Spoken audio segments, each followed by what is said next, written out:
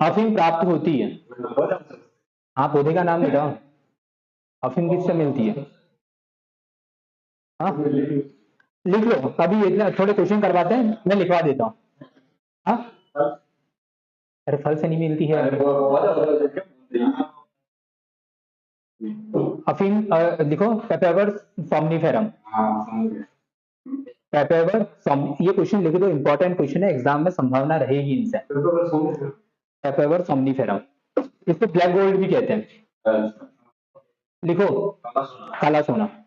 अरे ये प्रतापगढ़ वगैरह जो एरिया है ना, इधर चित्तौड़ वाला वगैरह एरिया, हाँ, तो इसमें ये बहुत ज्यादा होती है। हाँ। लिखो अफीम प्राप्त होती है पेपेवर सोमनिफेरम, ठीक है। और इसको जब निकाला जाता है तो डोरा, जिसको क्या बोलते हैं, लेटेक्स, क्या होता है, लेटेक्स या डोरा, ठीक है। अश्वगंधा का वैज्ञानिक नाम, अश्वगंधा क्या, विथानिया सोमनिफेरा। अरे लिखो लिखो, विथानिया सोमनिफेरा।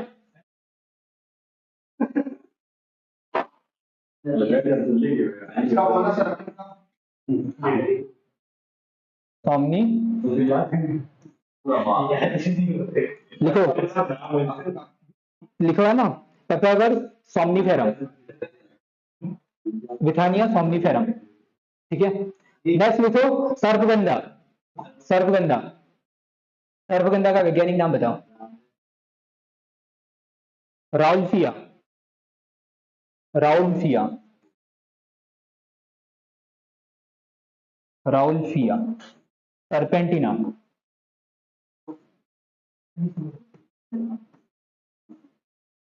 ठीक है। मिर्ची में जलन का कारण है, लिखो लिखो, अभी ऑप्शन में उलझ जाएंगे, लंबा टाइम हो जाएगा। लिखो कैप्सिन, कैप्सिन, कैप्सिस, कैप्सिसिन, हाँ। रेशम, कैप्सिन, कैप्सिसिन, कैप्सी, हाँ, कैप्सिसिन। किसान का सच्चा मित्र केचुआ। रेशम लिखा है तो सही, नहीं लिखा है, एपीकल्चर। उसको क्या बोलते हैं, एपीकल्चर। तो लिखो कुनैन प्राप्त होता है, कुनैन, कुनैन, कुनैन किसमें यूज किया जाता है इसको, कुनैन का मलेरिया उपचार में, मलेरिया। सिंकोना पादप, लिखो सिंकोना पादप। अरे ये क्वेश्चन क्या रिपीटेड क्वेश्चन है, हर एग्जाम में पूछ लेते हैं, तो बेहतर है कि हम क्वेश्चन को ही लिख लें। डीएनए फिंगरप्रिंटिंग, डीएनए फिंगरप्रिंटिंग के जनक, डीएनए फिंगरप्रिंटिंग हिंदी में बोलते हैं डीएनए उंगली छाप। एलेक जेफरी, एलेक जेफरी,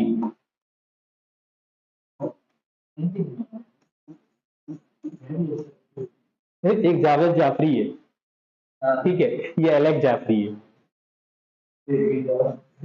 ठीक है, एलेक जाफरी। और इसके सहयोगी साथ में लिख देना, सहयोगी, इसके दोस्त मतलब, अरे अपने को क्या लेना देना, बहुत सारे होंगे, ठीक है। फिर लिखो आनुवांशिकी, आनुवांशिकी के पिता, जेनेटिक्स के पिताजी कौन है,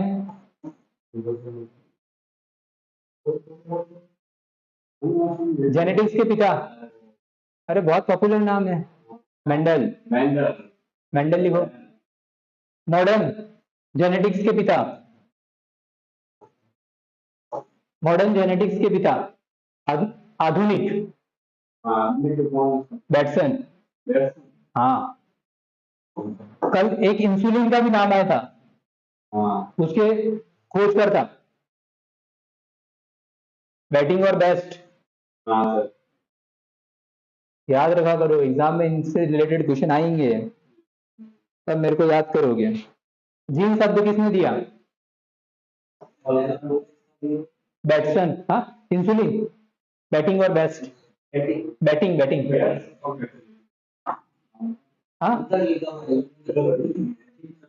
जीन शब्द किसने दिया? थॉमसन नहीं है, जोहानसन। जीन शब्द,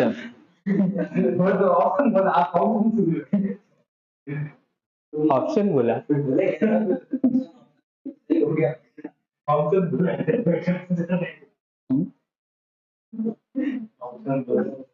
एक्सपेरिमेंटल, एक्सपेरिमेंटल मतलब प्रयोग, हाँ, आनुवंशिकी के जनक, हाँ, प्रयोगात्मक आनुवंशिकी के जनक, यानी कि एक्सपेरिमेंटल जेनेटिक्स के जनक। हाँ, ऐसे ही जो भी समझो। लिखो, मॉर्गन।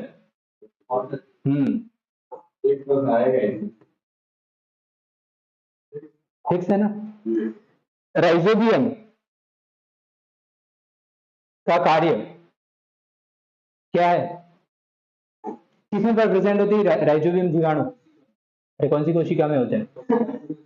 वाह यार। मैंने क्या कहा? राइजोबियम जीवाणु किसमें होते हैं? लेग्यूम जो पादप होते हैं ना, उनकी जड़ों में होते हैं। ठीक है, लेग्यूम के, लेग्यूम क्या है? दलहनी पादप, दलहनी पादप। तो जो लेग्यूम की जड़ों में क्या काम करते हैं? नाइट्रोजन फिक्सेशन का कार्य करते हैं। किसका काम करते हैं? नाइट्रोजन फिक्सेशन, नाइट्रोजन स्थिरी। ये डायरेक्टली नहीं ले सकते हैं हम भी, कि नाइट्रोजन सीधे नहीं ले सकते हम, समझ रहे हो ना? ऑक्सीजन जैसे लेते हैं वैसे नाइट्रोजन हमारी बॉडी में सीधे काम की नहीं है, तो हम भी इनडायरेक्टली लेते हैं। कैसे? खाने के थ्रू, फल फ्रूट वगैरह उनके थ्रू हमारी बॉडी में जाती है। जैसे प्रोटीन वगैरह खाते हो, क्या होता है? नाइट्रोजन होता है। तभी तो आप दालें वगैरह खाते हो। आया समझ में? क्या? तो कहा तो सही, लेग्यूमिनेसी पादप में, लेग्यूम सारी की सारी आ गई। लेग्यूम ही पादप, लेग्यूमिनेसी एक पूरी फैमिली है। लेग्यूम, हाँ, राइजोबियम जीवाणु का कार्य क्या है? तो नाइट्रोजन फिक्सेशन, स्थिरीकरण। क्या बोलते हैं? नाइट्रोजन स्थिरीकरण। ठीक है, अब ये क्या करता है? नाइट्रोजन को नाइट्रेट में बदल देता है। उनके अलग अलग, मतलब नाइट्रोजन के साथ ऑक्सीजन वगैरह, तो नाइट्रेट या नाइट्रिक इस तरह के घटक बना लेता है। ठीक है, तो इसलिए मैंने आपसे कहा। इसके बाद लिखवाओ, लिखवाओ क्या? वर्तुल डीएनए है, वर्तुल डीएनए। देखो, एक कोई भी कोशिका होती है, एक तो उसका खुद का डीएनए होता है, एक तो क्या होता है उसका खुद का डीएनए, तो उसको तो आप आनुवंशिक जेनेटिक मटेरियल कहते, लेकिन इसके अलावा उसमें एक पाया जाता है जिसको आप क्या बोलते हो? प्लाज्मिड। क्या बोलते हो? प्लाज्मिड। ये क्या होता है? वर्तुलाकार डीएनए होता है। प्लाज्मिड को ही हम क्या बोलते हैं? वर्तुलाकार डीएनए या प्लाज्मिड। ठीक है, तो लिख दो वर्तुल डीएनए क्या? प्लाज्मिड।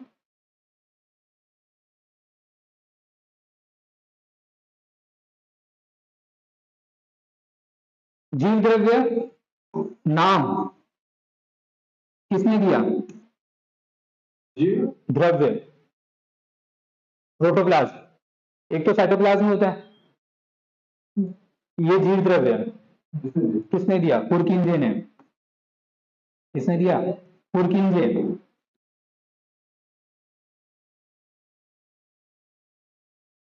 कोई भी पेटेंट किया जाता है उसकी अवधि कितनी होती है? पेटेंट, कोई भी चीज पेटेंट की जाती है उसकी अवधि कितनी होती है?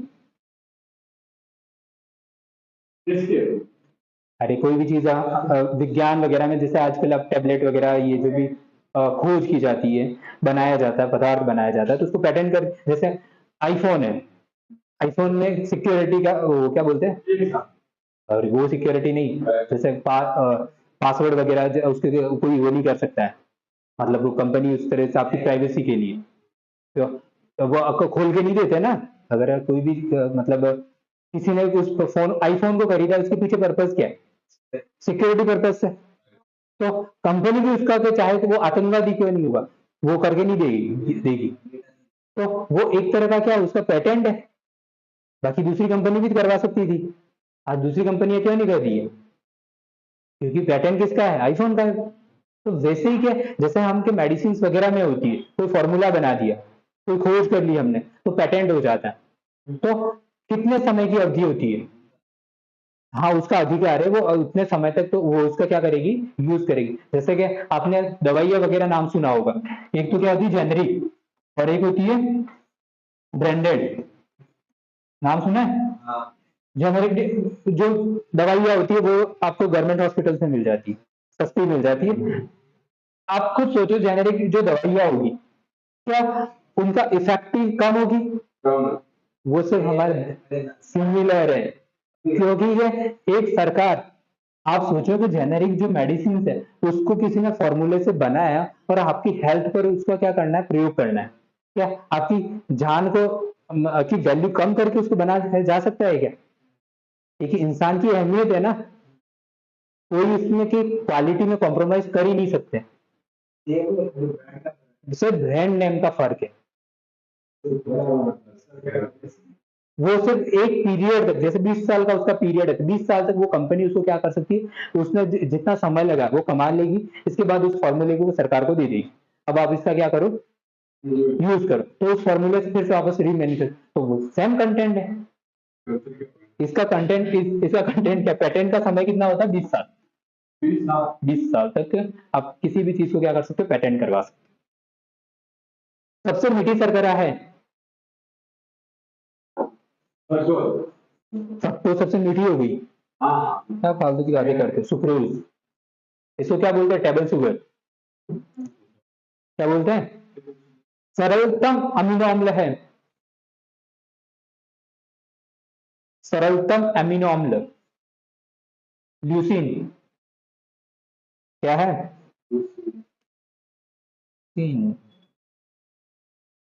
सेलुलोज है, क्या है? क्या है सेलुलोज? एक पॉलीसेकेराइड। देखो, पादपों में सर्वाधिक पाया जाने वाला तत्व है, बताओ, पादपों में सर्वाधिक कौन सा तत्व पाया जाता है?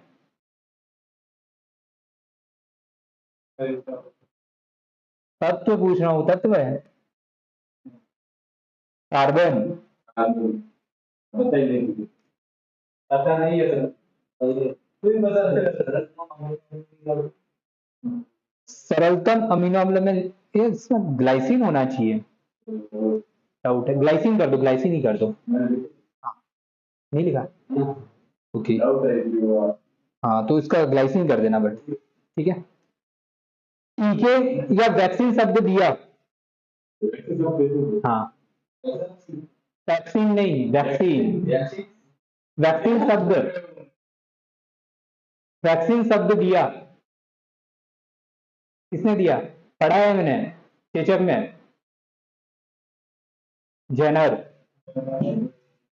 जेनर, हाँ।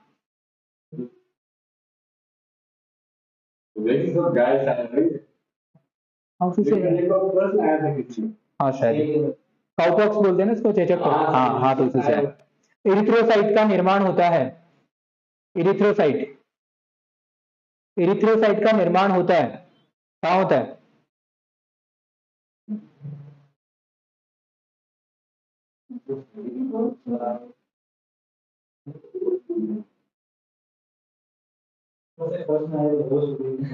अरे आरबीसी का निर्माण पूछ रहा हूँ, इतनी बार पढ़ा के रखा हुआ है इरिथ्रोसाइट। लाल रक्त कोशिका को हम क्या बोलते हैं? इरिथ्रोसाइट बोलते हैं। डब्ल्यूबीसी को क्या बोलते हैं? ल्यूकोसाइट बोलते हैं। उसने नाम बदल दिया, आपके होश उड़ गए। यहाँ पर एक और क्वेश्चन दे रखा है, पाचन तंत्र का वह भाग जो पाचन तंत्र में सम्मिलित नहीं है। ऑप्शन दे रखा, बड़ी आंत, छोटी आंत, ट्रेकिया, यकृत। ट्रेकिया, यकृत। ट्रेकिया, ट्रेकिया भी पढ़ा है, श्वास नली, वो श्वास की नली है, ये भोजन तंत्र से संबंधित नहीं है। श्वेत रक्ताणुओं का काम है, लिपोसाइट का काम है O2 का संवहन करना, CO2 का संवहन करना, पोषक पदार्थों का संवहन करना, रोगाणुओं से रक्षा करना। ठीक है। Hb किसके प्रति सर्वाधिक बंधुत्व रखता है, भाईचारा रखता है? हीमोग्लोबिन, हाँ हीमोग्लोबिन। ठीक है। CO2, CO, O2, ammonia. Option देखो, CO2, CO, O2, अमोनिया। सबसे ज्यादा भाईचारा किसके साथ रखता है?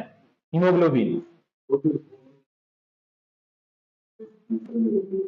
जो दिखता है वो होता नहीं है, जो होता है वो दिखता नहीं है।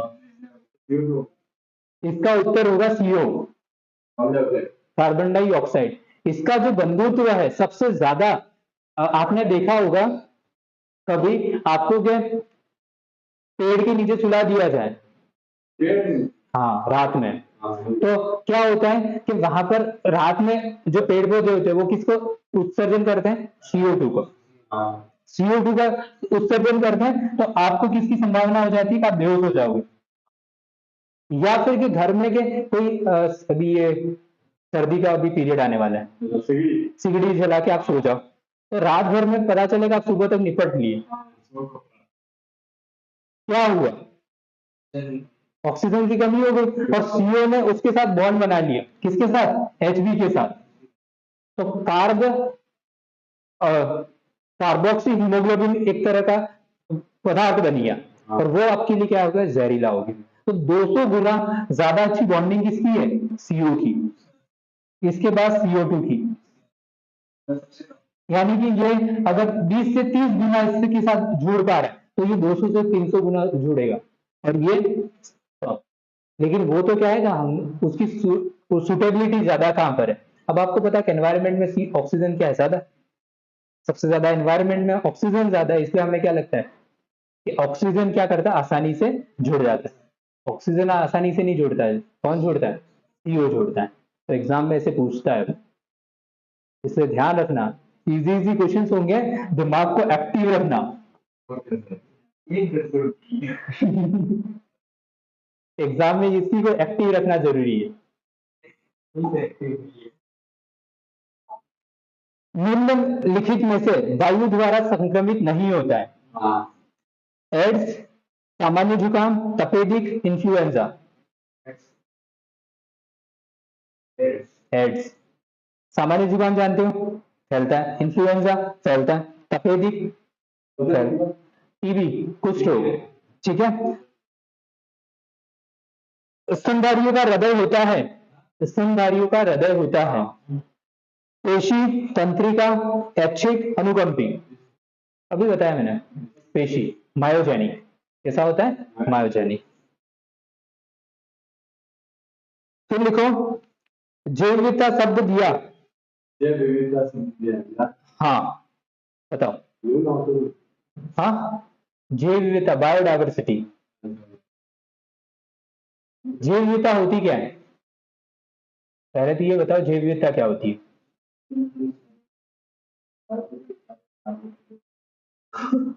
ये कब हो गया? ये वायुमंडल है, और इसके चारों ओर आवरणों को लगा दो। जैव विविधता, बायो डायवर्सिटी, डायवर्सिटी को हम बोलते हैं विभिन्नता है, और जैव मतलब जीव, जीवों में विभिन्नता है, यानी कि आप इनसे अलग हो, ये इनसे अलग है। क्या है? भिन्नता है, विविधता है। क्या है ये? विविधता है। ठीक है। तो ये दो प्रकार की होती है, एक तो पारिस्थितिकी होती है और दूसरी जेनेटिक्स होती है। ठीक है, आनुवंशिकी। जैव विविधता शब्द किसने दिया? W Roentgen. किसने दिया? रॉन्जन, रॉन्टेजन, रॉन्जन। नाम ही ऐसे उल्टे सीधे होते हैं। Ranjan, Ranjan Ranjan Ranjan,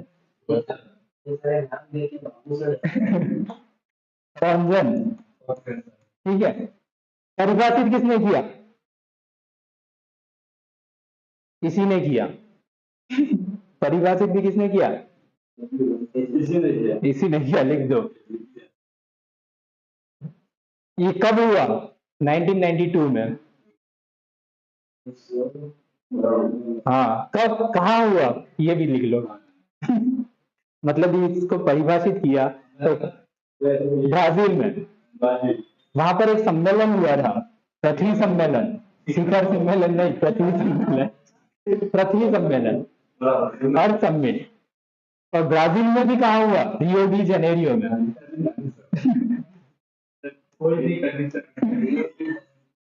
Rio de Janeiro में।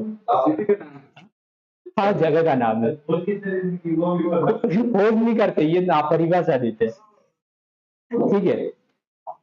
जैविकता वर्ष कौन सा है? वर्ष 2010। दशक कौन सा है? अब दशक बताओ, जैव विविधता दशक। हाँ, जैव विविधता दशक 2010 से 2020। सब पढ़ा है मैंने इकोलॉजी में। अब कुछ यहाँ पे जो अधिनियम आए हैं 2002 में, क्या आया? हाँ, ये इकोलॉजी वाला पार्ट है। जैव विविधता अधिनियम, जैव विविधता अधिनियम कब आया? 2002 में।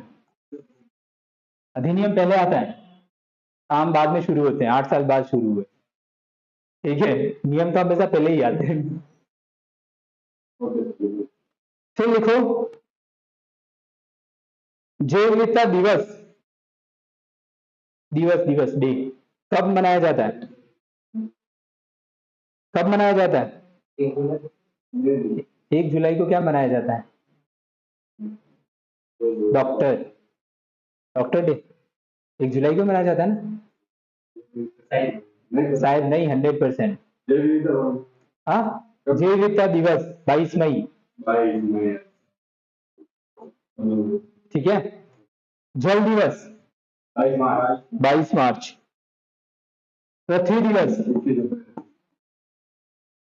22 अप्रैल। 22 है। देखो 3 चीज आ गई ना, 22। एक तो मार्च में क्या है? जल। और अप्रैल में क्या है? पृथ्वी। और मई में क्या है? विविधता।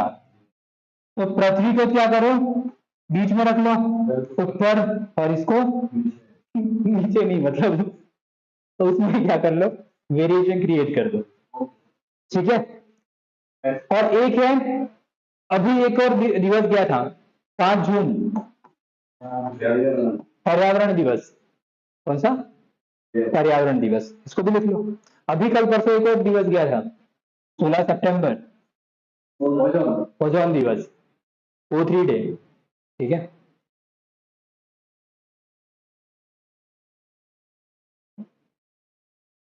सर्वाधिक जैव विविधता कहाँ है? किस देश में सर्वाधिक जैव विविधता?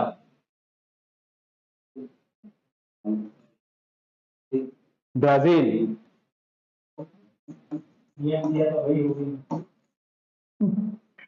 ठीक है। सर्वाधिक जैव विविधता कहाँ पाई जाती है? क्या पाकिस्तान? सर्वाधिक जैव विविधता कहाँ पाई जाती है? मतलब हाँ, कोरल रीफ, महासागर, ये एक तरह का क्या है? जैव विविधता। कोरल रीफ या महासागर, महासागर में सर्वाधिक जैव विविधता पाई जाती है। वनों में सर्वाधिक जैव विविधता कहाँ पाई जाती है? कौन से वनों में पाई जाती है? सदाबहार या उष्ण कटिबंधीय वन।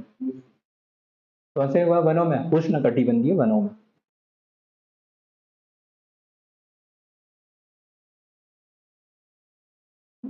भारत में कितने हॉटस्पॉट हैं? कितने हैं? 35। ठीक है, हॉटस्पॉट 35, सिर्फ 35।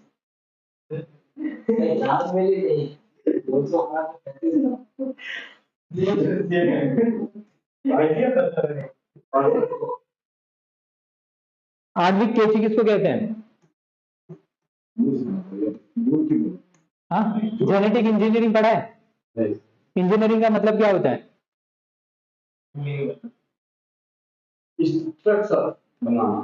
यहाँ पर बात आ रही है आनुवंशिक इंजीनियरिंग की।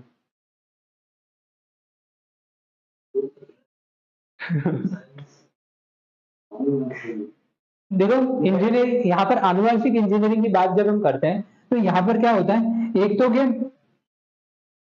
एक जिसको हम बोलते हैं वांछित लक्षण और एक होता है अवांछित लक्षण।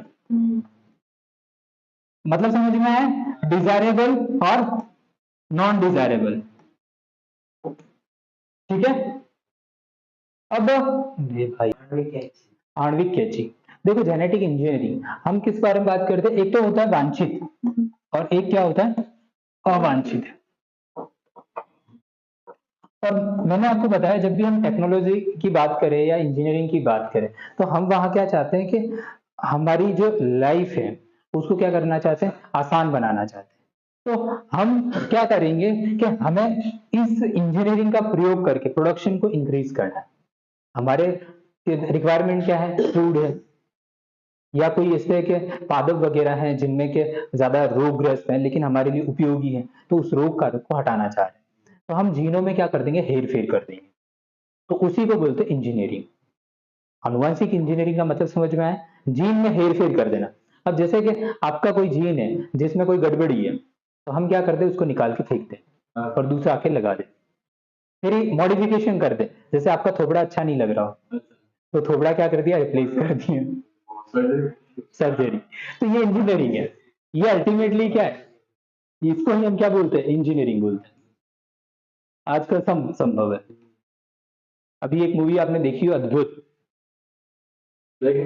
बिल्कुल, तो जाके देखना, अद्भुत। हाँ, उसमें ऐसा ही होता है। हाँ ठीक है फिर, तो जाके देखेंगे, बताएंगे नहीं हम।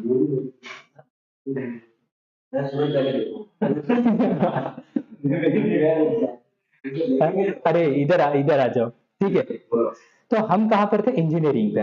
तो एक वांछित जीन था, एक अवांछित जीन था। अब वांछित जीन को तो हमें क्या करना पड़ेगा, किसी में लगाना पड़ेगा। तो उसके लिए क्या होता है कि हम डीएनए का एक तरह का क्या लेते हैं, सेगमेंट लेते हैं। डीएनए का क्या लेते हैं, क्योंकि उन्हीं में तो हमारे सारे लक्षण क्या है, सारे के सारे उसी में ही है। तो हम क्या लेते हैं, डीएनए का सेगमेंट लेते हैं। अब डीएनए के सेगमेंट को अलग करने के लिए और जोड़ने के लिए अलग अलग क्या होते हैं, हमारे पास केचिया होती है, जैसे मतलब जिसको आप कह सकते हो जोड़ने का काम करेंगे। तो जैसे कि एक तो आणविक कैंची होती है जिसके को बोलते हैं रेस्ट्रिक्शन, ये क्या करेगी, उसको काटने का काम करेगी, डीएनए को काटने का काम करेगी। ये जैसे आपका के ए टी सी जी इस तरह का ये पूरा डीएनए है, तो इसको क्या कर दिया, यहां से काटना है, यहां से काटना, अलग अलग जगह से काटना। तो एक होता है एंडोन्यूक्लियस, एक होता है एक्सोन्यूक्लियस। एंडो का मतलब बीच में से काटना, एक्सो मतलब बाहर से काटना। आपको इतना बेसिक आइडिया होना चाहिए, एंडोन्यूक्लियस क्या है, अंदर से, एक्सो का मतलब बाहर से। ठीक है, अब जब आपने काट दिया और वांछित आपको लगाना है तो आप क्या करोगे, लाइगेज। ये लाइगेज क्या करेगा, इसको चिपकाने का काम करेगा, फेविकॉल। ये उसका फेविकॉल है, हाँ, डीएनए को मतलब खंडों को। अब जैसे आपने के यहाँ पे प्लाज्मिड है, इसके लिए हमारे पास एक प्लाज्मिड होता है। प्लाज्मिड मतलब वर्तुलाकार डीएनए, इसी में ले जाके इसको लगा रहे, पूरा का पूरा थोड़ी लगा रहे हैं, हमें तो उस पर्टिकुलर जीन को ले जाके क्या करना, उसमें ले जाके लगाना है। तो उस प्लाज्मिड में चिपकाने के लिए हमने कहा ये हमारे पास क्या है, वर्तुलाकार डीएनए, और ये खाली स्पेस बचा हुआ है।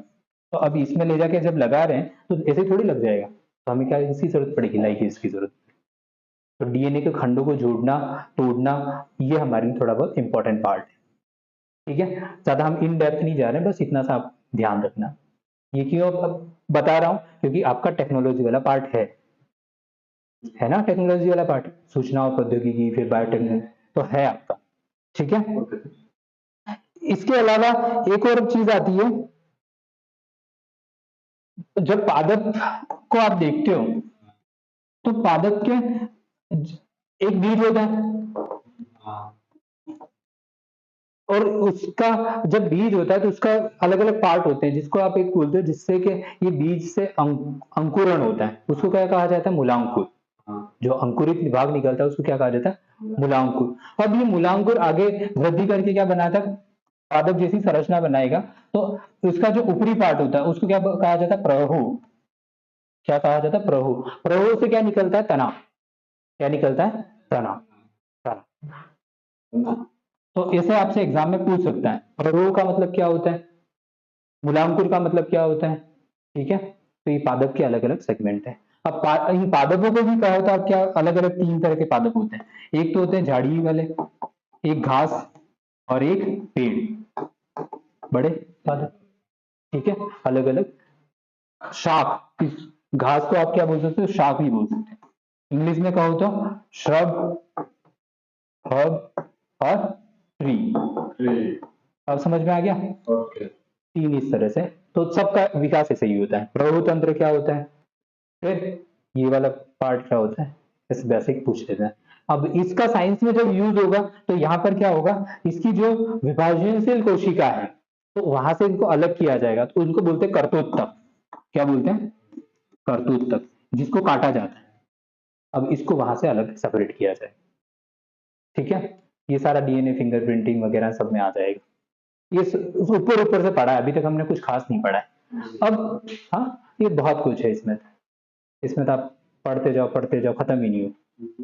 इसके बाद चीजें आती है कि इन जो चीज आपने पादपों में देखा, तो इनका आर्थिक महत्व क्या होता है। तो जब इनका आर्थिक महत्व की हम बात करते हैं तो आप देखो, ये जो पादप हैं या फिर के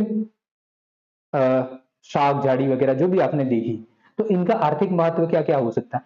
तो या तो हम इसको खाद्यान्न के रूप में यूज कर सकते हैं, खाद्यान्न मतलब खाने के रूप में यूज कर सकते हैं, या हम किसी रूप में यूज कर सकते हैं, दवाई या मेडिसिन वगैरह इनमें यूज कर सकते हैं, या फिर पेय पदार्थों में। हाँ,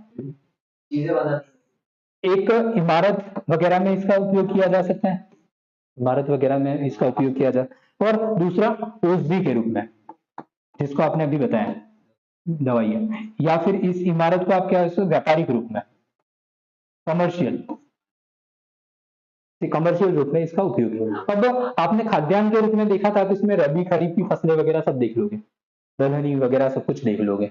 ठीक है, और पेय पदार्थों में भी इसमें देख लोगे, इस क्या बोलते हैं, खाद्यान्न में। लेकिन अफीम वगैरह को आप देखोगे तो किसमें आएगा वो, झाड़ी में तो आएगा, लेकिन किस में, खाद्यान्न के रूप में यूज कर रहे हो, औषधि के रूप में, औषधि के रूप में ज्यादातर उसका उपयोग किसके लिए किया जाता है, औषधि के रूप में। व्यापार में तो होगा ही होगा, लेकिन पर ज्यादा टेंशन कम करने के लिए उपयोग में आती है। ठीक है, अब आपकी टेंशन बढ़ जाए तो अफीम, चरस, गांजा, हेरोइन, हाँ, तो ये सारी चीज क्या है, एक तरह की औषधि के रूप में। तो इसलिए अपने को थोड़ा बहुत आइडिया होना चाहिए। अब एक आपको पता होना चाहिए, मेडिसिन और ड्रग में डिफरेंस क्या है। ड्रग्स,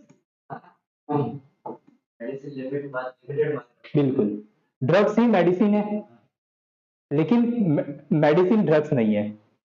ऐसा नहीं कि कभी कभी वो स्टेटमेंट में दे सकता है, मेडिसिन मतलब औषधिया, क्या ड्रग्स है, नहीं है। लेकिन के जितनी भी ड्रग्स है वो सारी क्या है, औषधिया है। कैसे, अब जैसे कि आप अल्कोहल यूज करो,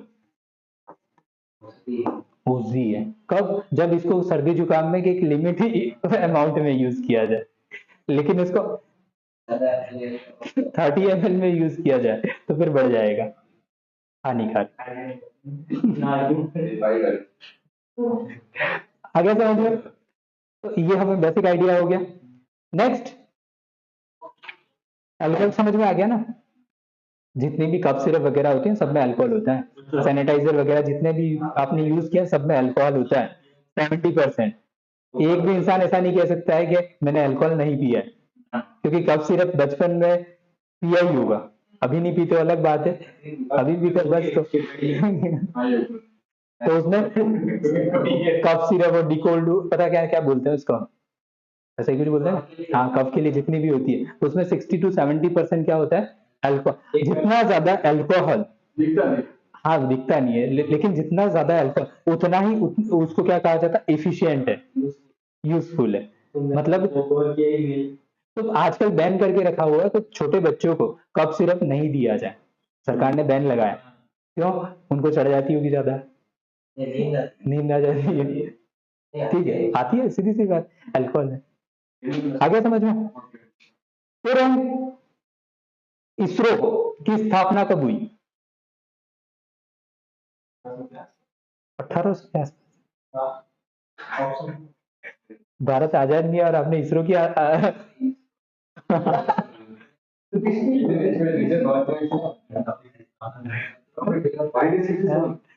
67 में हरित क्रांति लेके आए हैं।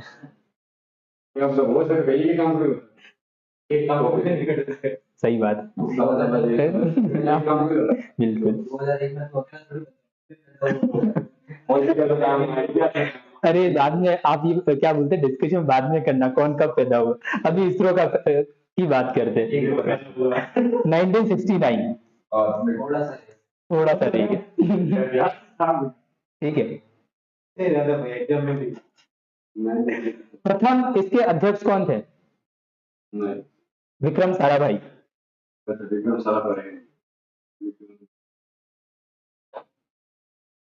ठीक है, वर्तमान में कौन है?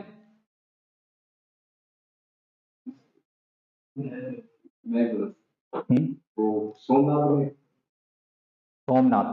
कौन है? सोमनाथ। इससे पहले कौन थे? के सिवान। उन्होंने क्या किया था? अपडेट। और पीछे वाला भी ये बहुत अच्छे हैं, क्योंकि उन्होंने भी लास्ट 2019 वाला जो प्रक्षेपण किया था उन्होंने ही किया था, के सिवान ने, बहुत नाम आया था, वो रो रहे थे फर्स्ट टाइम। केजरीवाल नहीं यार, के सिवान। के सिवान है और केजरीवाल, दोनों में अंतर है। हाँ? ठीक है। पहला इसका जो रॉकेट लॉन्च किया था कब किया था? अभी कब क्या होगा, 2 साल 3 साल बाद 19 अप्रैल 1975। कौन सा था? फिर बाद में कहोगे आलस मीठा था, बहुत बेरहम परिणाम मिल रहे हैं मेरे को, रहम भी नहीं कर रहा है। रॉकेट क्या बोलते हैं, रॉकेट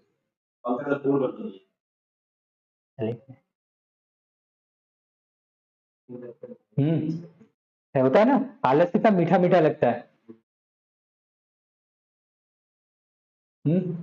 और परिणाम हमेशा क्या होते हैं? बेरहम मतलब घातक। ठीक है। आर्यभट्ट। ठीक है। तो ये हमारा क्या हो गया? इसरो हो गया। देखो इसरो में बहुत सारे हैं, लेकिन सब अभी नहीं पढ़ रहे हैं, हमें स्टार्टिंग और एंड हमने कर दिया। बैक्टीरिया के जनक आपको पता ही है, बैक्टीरिया के जनक लीवेनहॉक। कौन है? लीवेनहॉक। पाश्चराइजेशन के जनक, पाश्चराइजेशन का मतलब क्या होता है?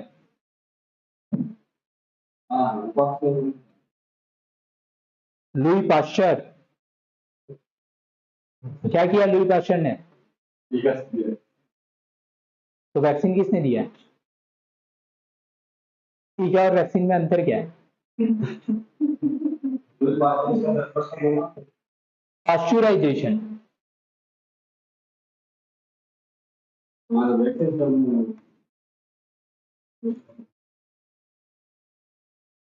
अरे किसी भी चीज को गर्म करके, जैसे पानी वगैरह होता है खराब होता है, इससे बैक्टीरिया किल करना क्या है? पाश्चराइजेशन है।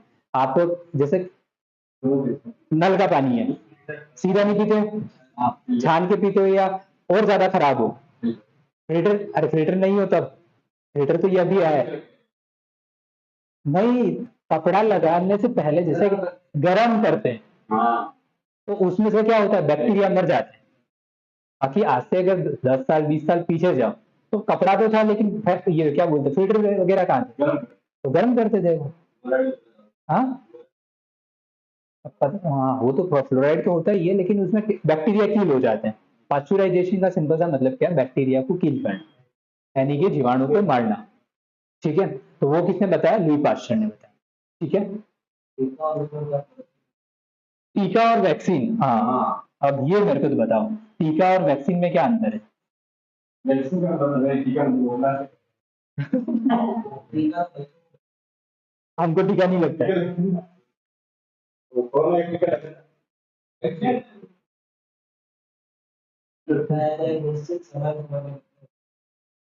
टीका क्या होता है? नहीं, वैक्सीन क्या होता है? किसी को भी नहीं पता है?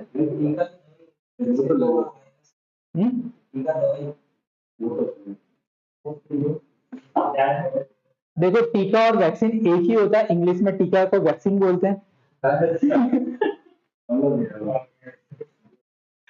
इतने टीके लगवा दिए और अभी आप टीके का मतलब ढूंढ रहे हो। ये हिंदी और ये इंग्लिश। अब हाँ, अब वैक्सीन का सिंपल सा मतलब क्या होता है कि जो वैक्सीन बनाई जाती है वो किसी किसी वायरस से रिलेटेड, उससे जब बनाई जाती है तो उसी का पार्ट लिया जाता है, उसी के अगेंस्ट बनाई जाती है। किसके अगेंस्ट? जो वायरस है तो उसी के अगेंस्ट बनाई जा रही है। ठीक है, विरुद्ध। ठीक है, तो वैक्सीन और टीका एक ही है। डन?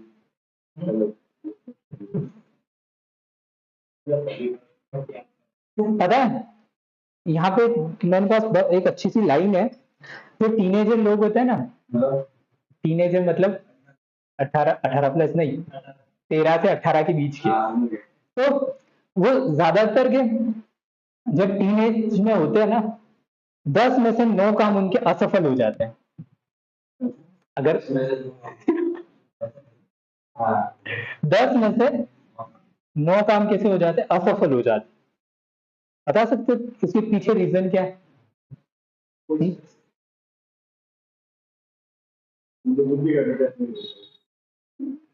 जो टीनेजर लोग हैं, मैंने उनके क्या कहा कि जो 10 में से 9 काम असफल हो जाते हैं। लेकिन मैं चाहता हूं कि मैं क्या हो जाऊं, सफल हो जाऊं, लेकिन फिर भी मैं क्या हो रहा, असफल हो रहा हूं। उसके पीछे कारण क्या है? कारण ये है कि मैंने एक से अधिक कामों पर क्या किया है, ध्यान दिया है। मैं अगर एक ही काम पर करता तो सफल हो जाता, मैं ये असफल भी होना चाहता हूं, इसी वजह से क्या कर रहा हूं, मैं 10 काम लेके चल रहा हूं। अब जैसे कि आज आप खुद देख लो, नौकरी का ही एग्जांपल ले लो, जैसे अभी आपके सामने कांस्टेबल का भी फॉर्म आ जाए, पटवारी का भी आ जाए, पशु परिचर भी आ जाए, रीट भी आ जाए, एसआई भी आ जाए, आरएस भी आ जाए, आपका क्या गोल है? सब मेरा गोल है। सिलेबस तो एक ही है। तो 10 में से 9 में मैं असफल हो जाऊंगा, मेरे को पहले से ही पता है, लेकिन मैं चाहता क्या हूं, सफल हो जाऊं।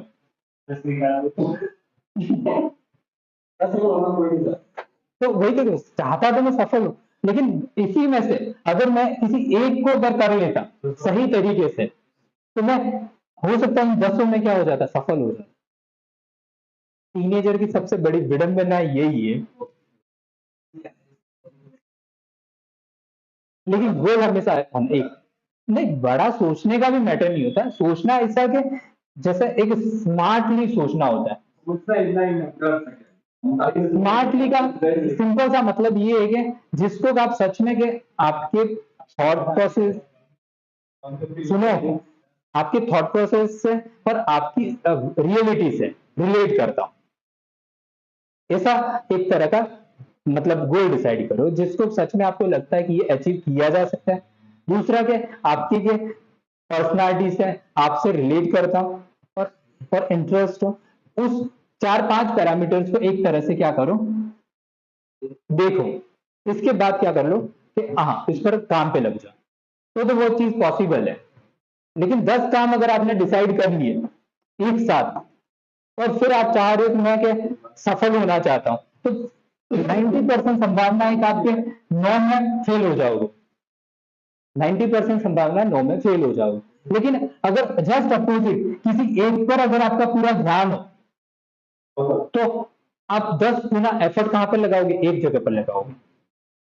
10 गुना सारे एफर्ट कहां लगेंगे, एक जगह। तो एक जगह लगने से क्या हो जाएगा, आपके पास वो जो रिजल्ट चाहिए था ना, आपके अकॉर्डिंग आपको मिल जाएगा, डिजायरेबल होगा।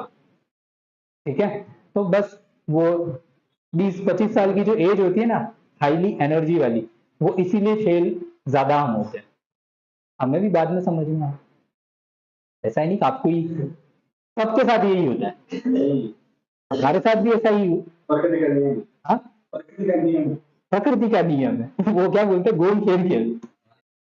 हाँ, देखो किसी की भी गलती नहीं होती है। देखो जितनी चीजें हमको पता है ना, हमें डिसीजन लेना चाहिए, चाहे फेल हो पास हो, मैटर उसका नहीं।